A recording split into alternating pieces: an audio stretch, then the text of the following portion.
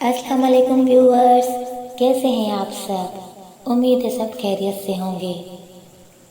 तो जैसे कि हमारी मौजूदा स्टोरी है चेंजलिंग की। जिन्होंने अभी तक चेंजलिंग की एपिसोड नंबर 3 तक नहीं देखी, हमारे डिस्क्रिप्शन में उनकी लिंक्स मौजूद हैं, आप वहां से देख सकते हैं। तो आइए चलते हैं चेंजलिंग की किस्त नंबर 4 की तरफ। बहरोज़ की लाश देखकर मेरे ओसान खता हो चुके थे। मैंने फटी फटी नज़रों से इंस्पेक्टर को देखा। वो खामोशी से खड़ा मुझे देखता रहा। थाने कॉल करके पूछें वो कहाँ है, मैंने कहा। तभी इंस्पेक्टर का फ़ोन बज उठा। फ़ोन सुनने के बाद उसने परेशान निगाहों से मुझे देखा। मैं समझ गया कि वो क्या कहना चाहता था। वो गायब है। हम दोनों थोड़ी देर उधर ही रुके, फिर मुर्दा खाने से बाहर आ गए। मैं मुकम्मल कहानी समझ चुका था। कियानी साहब, मेरी ज़िंदगी में कभी ऐसा केस नहीं आया। क्या आप बता सकते हैं कि हो क्या रहा है? इंस्पेक्टर ने पूछा। मैं थोड़ी देर खामोश रहा, फिर उसे पूरी कहानी सुना दी। मगर बहरोज़ यानी महरोज़ का बाप, वो तो मर चुका है। उसकी लाश तो अभी देखकर आ रहे हैं। फिर वो कौन था जो जेल में था? बहरोज़ का हमशक्ल, उसका साया, उसकी रूह? इंस्पेक्टर ने पूछा। वो चेंजलिंग था, मैंने जवाब दिया। मगर उसे तो बहरोज़ मार चुका था। बहरोज़ ने जिसे मारा था वो चेंजलिंग नहीं, उसका अपना ही बेटा था। इंस्पेक्टर ने चौंक कर मुझे देखा। मगर उसका बेटा तो गायब हो चुका था। उसकी जगह ही तो चेंजलिंग ने ली थी। हाँ, वो गायब हुआ था, इस दुनिया के लिए, चेंजलिंग के लिए नहीं। इस सारे अरसे में महरोज़ चेंजलिंग के पास ही रहा, लेकिन किसी और डायमेंशन यानी दुनिया में। जब बहरोज़ बेलचा लेकर अंदर आया, जब बहरोज़ ने उस पर हमला किया, तब तक उसके सामने चेंजलिंग ही था।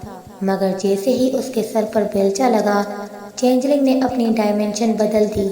उसने उसी लम्हे अपनी जगह महरोज़ यानी उसके बेटे को दे दी। बहरोज़ चौंका। उस वक्त अपने हवास में ना था, या यूं कह लें कि वो उसे चेंजलिंग ही समझ रहा था। इसलिए उसने अपना हमला जारी रखा और चेंजलिंग अपनी डायमेंशन में खड़ी ये सब देखती रही। जब बहरोज़ अपने बेटे को मार चुका, उसके टुकड़े भी कर चुका, तब वो पहली बार शायद अपने हकीकी रूप में अपनी ही डायमेंशन से बाहर निकली, बहरोज़ की जगह लेने। मगर उसे मारकर, बहरोज़ को मारने के बाद उसने उसकी सूरत अपना ली। इंस्पेक्टर हैरत ज़दा सारी कहानी सुनता रहा, फिर बोला, लेकिन बहरोज़ को मारा क्यों उसने? वो उसे गायब करके उसकी जगह ले सकती थी, फिर मारने की वजह? मैंने हल्की सी मुस्कुराहट के साथ इंस्पेक्टर को देखा।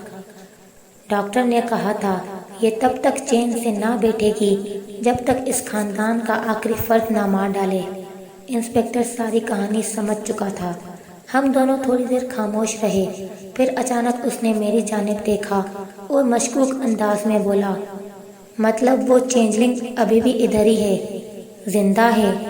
यानी वो किसी और को शिकार बना सकती है? कियानी साहब, अगला शिकार कौन हो सकता है? शायद मैं, आलियान कियानी, उसका अगला शिकार हो। मैंने उसे घूरते हुए जवाब दिया। तो व्यूवर्स, चेंजलिंग की स्टोरी आपको कैसी लगी? हमें फीडबैक ज़रूर दीजिएगा। इस नावल पर अपना फीडबैक दें और अगर इंटरेस्टिंग लगे तो पार्ट 2 के लिए लाइक ज़रूर करें। हम आपके लिए लाएंगे पार्ट 2 चेंजलिंग का। तो जिन्होंने हमारा चैनल अभी तक सब्सक्राइब नहीं किया, बराए मेहरबानी चैनल सब्सक्राइब ज़रूर करें और बेल आइकन को प्रेस करना बिल्कुल ना भूलें, ताकि न्यू नॉवेल्स और न्यू स्टोरीज आपको जल्दी से जल्दी मिल जाएं। जल्द मिलेंगे हम आपसे एक न्यू नॉवेल के साथ, एक नई कहानी के साथ। तब तक के लिए अपना बहुत ख्याल रखिएगा। अल्लाह हाफिज़।